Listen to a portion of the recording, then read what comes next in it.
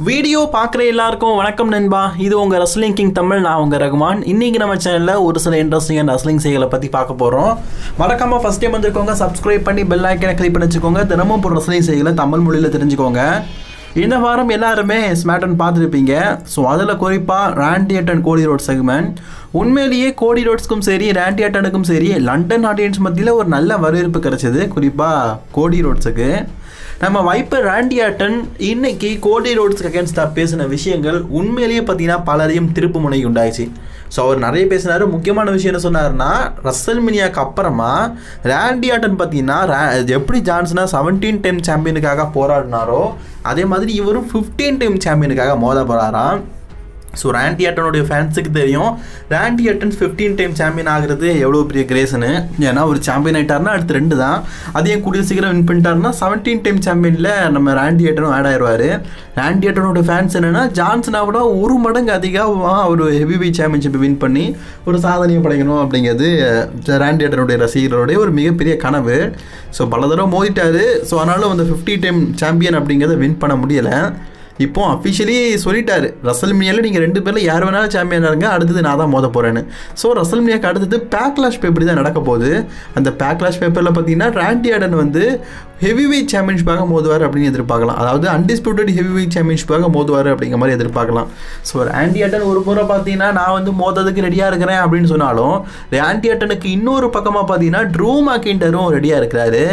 So 2 பேர் பார்த்தீங்கன்னா இப்போ ரெடியாக இருக்கிறாங்க. காய்ஸ், ரசல்மேனியாவுக்கு அப்புறமா கோடி ரோட்ஸே டைட்டில் ரீட்டைன் பண்ணாலும் சரி அல்லது ஜான்சனா 17 டைம் சாம்பியன் ஆனாலும் சரி, அடுத்தடுத்த ஆப்பனண்ட்டை பார்க்கும்போது ரொம்பவே நல்லா இருக்குது. கோடி ரோட்ஸ் ஒரு வருஷம் சாம்பியனாக இருக்கும்போது இவங்கெல்லாம் எங்கே போனாங்கன்னு தெரில. ஒரு பக்கம் பாருங்களேன், ராண்டி ஆர்டன் பேக்லாஸ் ரெடியாக இருக்காரு அண்ட் ட்ரூ மேக்கின்டர் நானும் சேலஞ்ச் பண்ணுறேன்னு சொல்லிட்டு நிற்கிறாரு. அடுத்தடுத்த ஆப்பனண்ட்டை இந்த 2025 அன்டிஸ்பியூட்டட் யூனிவர்சல் சாம்பியன்ஷிப்பாக ஃபியூட் நல்லா கொண்டு போகிறாங்க. ஸோ இப்படியே கொண்டு போனால் நல்லா தான் இருக்கும். ஸோ ரசல்மேனியாக்கு அப்புறமா ட்ரூ மேக்கின்டர் ராண்டி ஆர்டன் இவங்க அன்டிஸ்பியூட்டட் யூனிவர்சல் சாம்பியன்ஷிப்பாக மோத போகிறாங்க. அண்ட் ராண்டி ஆர்டனுக்கும் ட்ரூ மேக்கின்டருக்கும் கலகலப்பு ஏற்பட்டு இந்த மேட்சை இன்றைக்கே நடத்திருப்பாங்க. ஆக்சுவலி ராண்டி ஆர்டன் ட்ரூ மேக்கின்டருக்கான மேட்ச்க்கான ஃபியூட் இதுக்கு முன்னாடிலாம் பங்கமாக நடந்தது. இந்த மேட்சை பற்றி சொல்லணும்னா உண்மையிலேயே இதுக்கு முன்னாடி எப்படி நடந்தது நமக்கு தெரியுமே, அதே மாதிரி உண்மையிலேயே பங்கமாக இருந்தது. இந்த மேட்சை பொறுத்த வரைக்கும் ட்ரூ மேக்கின்டர் பார்த்தீங்கன்னா வின் பண்ணிட்டாரு. அதுக்கு முக்கிய காரணம் கெவின் ஓவன்ஸு. குறுக்கால கௌசிக் வந்தான் அப்படின்னு சொல்லுவோம்ல, அதே மாதிரி கௌசிக் பார்த்தீங்கன்னா இடையில வந்துட்டாரு. ஸோ அந்த வாய்ப்பை பயன்படுத்திட்டு கிளைமோர் போட்டு இந்த மேட்ச்சில் ட்ரூ மேக்கின்டர் வெற்றி பெற்றார். இதை காலையிலேயே நம்ம ஸ்மாக்டவுன் ரிவ்யூவில் சொல்லியிருப்போம். ஸோ இதுக்கப்புறமா பேக் ஸ்டேஜில் ஒரு நிகழ்வு நடந்திருக்குது. பேக் ஸ்டேஜில் நம்ம ராண்டி ஆர்டன் இதை பற்றி கடுப்பாக இருக்காரு. ஸோ தொடர்ந்து நீ என்னையே அட்டாக் பண்ணிகிட்டு இருக்கிற, ஸோ என்னை பற்றி எனக்கு தெரில, நான் எவ்வளோ பெரிய லெஜண்ட் கில்லர் எவ்வளோ வில்லேன் அப்படிங்கிறது உனக்கு தெரில கெவின் ஓவன்ஸு. ஸோ இப்போ நடக்க போகிற ரசல்மேனியா உனக்கும் எனக்கும் சிங்கிள்ஸ் மேட்ச் கிடையாது, பன்கிக் வெர்சஸ் பைல் டிரைவர் மேட்ச் அப்படிங்கிற மாதிரி சொல்லிட்டாரு. புரியலைப்பா அப்படின்னு கேட்டிங்கன்னா, ராண்டி ஆர்டன் ஒருவேளை இந்த மேட்ச்சில் பன்கிக் போட்டார்னா ராண்டி ஆர்டன் வின்னர், அவர் பைல் டிரைவர் போட்டார்னா இப்போ அவர் Kevin Owens winner. So finisher versus finisher அப்படிங்கிற மாதிரி மேட்ச் அஃபிஷியலி கன்ஃபார்ம் ஆகிருக்குது. ஸோ ராண்டி ஆர்டன் பழையபடி பன்கிக்கை கொண்டு வந்துட்டார். பட் ஆனால் இதை அஃபிஷியலி இன்னும் யூஸ் பண்ணலை. பட் ஆனால் ரசல்மேனியாவில் யூஸ் பண்ணிடுவார். அடுத்ததாக பார்த்தீங்கன்னா பிடி லேடிஸ் நீங்கள் தோற்றதுக்கப்புறமா பேக் ஸ்டேஜில் பார்த்தீங்கன்னா சோகக்கடலில் உச்சக்கட்டத்திலே பார்த்தீங்கன்னா ரொம்ப சோகமாக போயிட்டு இருந்திருப்பாங்க. ஸோ டைட்டில் ஆப்பர்ச்சுனிட்டி போயிடுச்சு அப்படின்னு. அப்போ அந்த இடத்துல டிஓஐ டீம் சொல்லியிருப்பாங்க, இதுக்கு தான் நாங்கள் எங்ககிட்ட டாக்டிங் சாம்பியன்ஷிப் இருக்கும்போதே உங்களுக்கு வாய்ப்பு கொடுக்கல, ஏன்னா நீங்கள் சாம்பியன் ஆகிறதுக்கு தகுதி இல்லாத ஆட்கள் அப்படிங்கிறது எனக்கு நல்லாவே தெரியும் அப்படிங்கிற மாதிரி டிஐஒய் சொல்லியிருப்பாங்க. ஸோ இப்போ என்ன சொல்கிறாங்கன்னா, இப்போ நாங்கள் நெக்ஸ்ட் சேலஞ்சராக இருக்க போகிறோன்னு. அப்போ மோட்டார் சிட்டி மிஷின்கள் என்ன சொல்கிறாங்கன்னா, நீங்கள் சாம்பியனாக இருந்து தான் அவங்கக்கிட்ட டைட்டிங் டைட்டில் தோத்தீங்க, ஸோ அதனால் நெக்ஸ்ட் கண்டென்டராக நாங்கள் தான் இருக்க போகிறோம் அப்படிங்கிற மாதிரி மோட்டார் சிட்டி மிஷினுங்கன்னு பேசிட்டு இருக்கிறாங்க. ஸோ டபிள்யூபிள்யூ பார்த்தீங்கன்னா ரா செட்டு தான் டாக்டிங் சாம்பியன்ஷிப்பான வாய்ப்புகள் அண்ட் ஸ்டோரி லைன் மொக்கையாக போயிட்டு இருக்குது. ஸ்மாக்டவுன் சைட்லாம் பார்த்தீங்கன்னா அந்தளவுக்கு பங்கமாக போயிட்டு இருக்குது.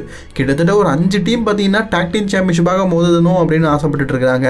மேபி உங்களுக்குள்ள ஃபேட்டல் 5-வேயாக பார்த்தீங்கன்னா லேடர் மேட்ச் வச்சா நல்லாயிருக்கும். இது என்னுடைய கருத்து. நடத்துகிறாங்களா இல்லையாங்கிறது டபிள்யூபிள்யூ தான் தெரியும்.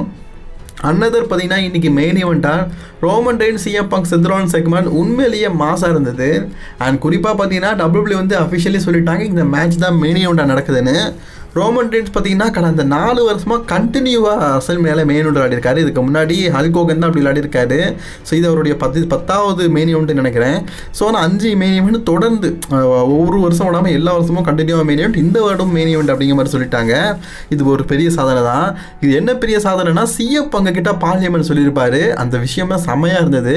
ஸோ ஃபஸ்ட் டைமாக நீங்கள் வந்து ரெஸ்ல்மேனியாவில் மெயின் ஈவெண்ட் விளையாட போகிறீங்கன்னு 20 வருஷமாக ரெஸ்லிங் கரியர் இருக்கிற சிஎம் பங்க் இது வரைக்கும் ஒரு தடவை கூட மெயின் ஈவெண்ட் விளையாடல. பட் ஆனால் 13 வருஷமாக WWE இருக்கிற செத் ரோலன்ஸ் 2 தடவை மெயின் ஈவெண்ட் விளையாடிட்டாரு. அது உங்கள் எல்லாருக்குமே தெரிஞ்ச விஷயம் தான். ஸோ போன வருஷம் இதுக்கு முன்னாடி ப்ராக் லெஸ்னர் கூட டைட்டில் பிடுங்கும் போதுன்னு சொல்லிட்டு 2 தடவை விளையாடிட்டாரு. ஸோ அதை பார்த்து கடுப்பாயிருப்பார் நம்ம செத் ரோலன்ஸ். அதெல்லாம் உண்மையிலே பங்கமாக இருந்தது. ஆக்சுவலி சிஎம் பங்க் இப்போ மெயின் ஈவெண்ட் விளையாடிட்டாரு. இதுக்கு முன்னாடி ஓப்பன் டாக்காக ஒரு விஷயத்த சொல்லியிருப்பாருன்னா செத் ரோலன்ஸ் தான், நான் இருக்கிற வரைக்கும் நீ வந்து மெயின் ஈவெண்ட் விளையாட மாட்டேன்னு. ஆனால் செத் ரோலன்ஸ் கூட விளையாடுற மேட்ச்லேயே ஒரு மெயின் ஈவெண்ட் விளையாடுறதுனா பெரிய விஷயம் தான். அண்ட் ரோமன் ரெயின்ஸும் பார்த்தீங்கன்னா தாங்கிட்ட நீ தேங்க்யூ சொல்லணும் அப்படின்னு சொல்லும்போது மண்டிட்டு தேங்க்யூ சொல்கிற மாதிரி ஒரு விஷயத்தை பங்கு சொல்லியிருப்பாரு. அதாவது ரோமன் நீ ரெஸ்ல்மேனியாவில் மெயின் ஈவெண்ட் விளையாடணும் அப்படிங்கிறதுக்காக தான் நீ மெயின் ஈவெண்டர் அப்படின்னு சொல்லிட்டு கன்ஃபார்ம் பண்ணியிருக்கிற அந்த மேட்சை. மற்றபடி என் மேலே கிரேஸ் பால் ஹேமனுக்கு கிடையாது அப்படிங்கிற மாதிரி சொல்லியிருப்பாரு. சொன்ன உடனே பால் ஹேமனுடைய முகமே பார்த்தீங்கன்னா டோட்டலி சேஞ்ச் ஆகிருக்கும். ஆக்சுவலி இந்த செக்மெண்ட்டை காட்டிலும் செத் ரோலன்ஸ் தான் வேறு லெவல் ரியாக்ஷன் கொடுத்தாரு. இந்த மேட்ச் மெயின் ஈவெண்ட் அப்படின்னு சொன்ன உடனே பொதுவாகவே ஒரு மேட்ச் மெயின் ஈவெண்ட்னா அந்த ரசில் சந்தோஷப்படுவாங்க. பட் ஆனால் இதில் மெயின் ஈவெண்ட்டில் இருக்கிறது செத் ரோலன்ஸும் இருக்கிறாரு. இது அவருடைய 3வது மெயின் ஈவெண்ட். நான் ஆல்ரெடி 2 தடவை விளையாடிட்டேன். 3வது தடவை சிஎம் பங்கை வச்சு நடக்கக்கூடாது, சிஎம் பங்க் எக்காரணத்தை கொண்டு மெயின் ஈவெண்ட் வரக்கூடாது அப்படிங்கிறதுல குறிக்கோளாக இருக்காரு. ஸோ அதெல்லாம் பார்க்கறதுக்கு உண்மையிலேயே பங்கமாக இருந்தது. ஸோ அதுலேயும் செத் ரோலன்ஸ் ஓப்பனாகவே சொல்லிட்டாரு, ஸோ சிஎம் பங்க் உனக்காக இந்த மேட்சை மெயின் ஈவெண்ட்டாக கன்ஃபார்ம் பண்ணல, ரோமன் ரெயின்ஸ் வந்து 5வது தடவையாக தொடர்ந்து மெயின் ஈவெண்ட் விளையாடணும் அப்படிங்கிறதுக்காக தான் கன்ஃபார்ம் பண்ணியிருக்கேன், அவனை பற்றி உனக்கு தெரியாது அப்படிங்கிற மாதிரிலாம் புட்டு வச்சிருப்பாரு. ஸோ அந்த செகண்டும் நல்லா இருந்தது. ஸோ பங்க் ஃபைனலி பார்த்தீங்கன்னா ரெஸ்ல்மேனியா மெயின் ஈவெண்ட் விளையாடுறாரு. ஸோ இது தவிர்த்து பார்த்தீங்கன்னா இன்றைக்கி யுனைடெட் சாம்பியன்ஷிப்பாக பார்த்தீங்கன்னா LA நைட்டுக்கும் பிரான் ஸ்ட்ரோமனுக்கும் நடந்திருக்கும். ஆக்சுவலி இந்த யுனைடெட் சாம்பியன்ஷிப் மேட்ச் எல்லாம் ஒழுங்காக விடமாட்டார் போல இருக்குது ஜாக் ஆஃப் ஃபாட்டு. இடையிலேயே பார்த்தீங்கன்னா வந்து குட்டி காரணம்லாம் வச்சு இந்த மேட்சை டிஸ்குவாலிஃபை பண்ணி முடிச்சிட்டாரு. இந்த மேட்சை பொறுத்த வரைக்கும் டிஸ்குவாலிஃபைல முடிஞ்சிருச்சு. பட் ஆனால் இதில் நீங்கள் ஒன்று கவனிக்கணும், இவங்க 3 பேருக்குள்ளே ட்ரிபிள் த்ரெட்டாக இந்த ஸ்டோரியை டெவலப் பண்ணியிருக்காங்க WWE. இதுக்கு முன்னாடி முழுக்க பிரான் ஸ்ட்ரோமனுக்கும் LA நைட்டுக்குமே இருந்ததில்ல. இப்போ ஜாக் ஆஃப் ஃபாட்டு வில்லன் ஆகிட்டார். இதுக்கு முன்னாடியே இருக்காரு, இப்போ டைட்டிலுக்கான இதில் போயிட்டார். அண்ட் ரெஸ்ல்மேனியாவில் நம்ம டைட்டிலுக்காக இவங்க 3 பேருக்குள்ள ஒரு ட்ரிபிள் த்ரெட் பார்க்கலாம். ஸோ அதில் ஜாக் ஆஃப் ஃபாட்டு ஒரு யுனைடெட் சாம்பியன்லாம் ஆனால் பங்கமாக இருக்கும். அண்ட் இதில் ஜாக் ஆஃப் ஃபாட்டு பேக் ஸ்டேஜுக்கு வரும்போது சோலோ சிக்காக டாமாட்டாங்க 2 பேரும் கேட்டிருப்பாங்க, போன வாரம் இந்த மாதிரி தானே நாங்கள் அட்டாக் பண்ணோம், அது தப்புல இது தப்பான்னு கேட்கும்போது நீங்கள் ஏன் மேட்ச்சில் குறுக்கால வந்தது தான் தப்பு, அடுத்தவங்க மேட்ச்சில் போகிறதுலாம் தப்பு இல்லை அப்படிங்கிற மாதிரி சொல்லியிருப்பாரு. ஸோ அது மட்டும் இல்லாமல் நெக்ஸ்ட் வீக் பார்த்தீங்கன்னா பிரான் ஸ்ட்ரோமனை லாஸ்ட் மேன் ஸ்டாண்டிங் மேட்ச்சில் பார்த்தீங்கன்னா ஜாக் ஆஃப் ஃபாட்டு சேலஞ்ச் பண்ணியிருக்காராம். ஸோ லாஸ்ட் மேன் ஸ்டாண்டிங் மேட்ச்னால் உங்களுக்கு தெரியும் கவுண்டர் முறையில் தான் வின் பண்ணணும். மேபி இதில் LA நைட்டோடைய இன்வால்மெண்ட் இருக்குமா அப்படின்னு தெரியல.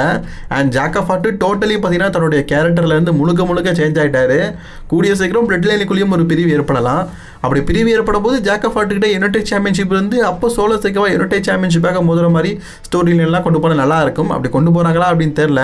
அண்ட் இதுக்கு முன்னாடி பார்த்தீங்கன்னா ஜாக் ஆஃப் ஃபாட்டு பின்னாடியே இருந்த டாமாட்டாங்க இப்போ சோலோ சிக்காவை பின்னாடி பழையபடி மாறிட்டாரு. அதை நீங்கள் கொஞ்சம் மென்ஷன் பண்ணணும், பார்த்துக்கோங்கப்பா. ஏன்னா அவரும் செயின் போட்டிருக்காரு, ஒரே மாதிரி டிஷர்ட்லாம் போட்டிருக்காரு. ஆனால் ஜாக் ஆஃப் ஃபாட்டுடைய ஸ்டோரி வேறு மாதிரி போயிட்டு இருக்குது. ஸோ இவங்க 2 பேரும் பழையபடி பிரிஞ்சுட்டாங்க போல இருக்குது. அண்ட் அதே மாதிரி நம்ம ரே ஃபினிக்ஸோடைய இன்ட்ரோவும் இன்றைக்கி WWE அஃபிஷியலாக கன்ஃபார்ம் பண்ணியிருந்தாங்க. ரே ஃபினிக்ஸ் அப்படிங்கிற ரெஸ்லர் கூடிய சீக்கிரம் WWEக்கு வருவார் அப்படிங்கிற செய்தி வந்துட்டு இருந்தது. பட் ஆனால் அஃபிஷியலி பார்த்தீங்கன்னா இன்றைக்கி நடந்த ஸ்மாக்டவுன்லேயே சொல்லிட்டாங்க, அடுத்த வாரம் நடக்க போகிற ஸ்மாக்டவுனுக்கு ரே ஃபினிக்ஸ் வராரு அப்படின்னு. அடுத்த வாரம் நடக்க போகிற ஸ்மாக்டவுன் பார்த்தீங்கன்னா சிக்காகோவில் நடக்குது மக்களே. ஸோ அதுக்கு தான் நான் வந்து ரே ஃபினிக்ஸ் வராராம். ஸோ ரே ஃபினிக்ஸை பற்றி உங்களுக்கு தெரியும், பென்டகன் கூட இதுக்கு முன்னாடி டாக் டீமாக இருந்தவர். பென்டகன் சிங்கிள் கரியரில் சாதிச்சுட்டு இருக்கிறனால இதுக்கப்புறமா இவர் ஸ்மாக்டவுனில் சாதிப்பார் அப்படிங்கிற மாதிரி சொல்லியிருக்கிறாங்க. சரி, என்னத்தை சாதிக்காரு, தயிர் சாதத்தை தாளிக்கிறாரு அப்படிங்கிறத அடுத்த வாரம் நடக்க போகிற ஸ்மாக்டவுன் வரைக்கும் வெயிட் பண்ணி பார்க்கலாம்.